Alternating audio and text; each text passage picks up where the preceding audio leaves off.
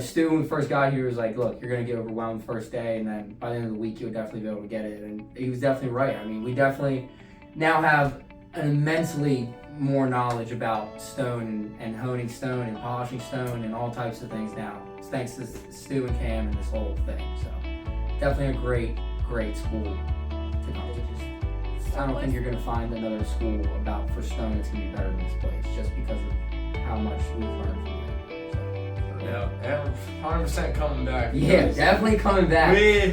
We learned a lot today. We learned a lot this week, but I think another week and reading the books, looking at the YouTube videos, it's going to help a lot. So we're going to try to do some practice on our own, maybe come back in a month or two and just have better knowledge.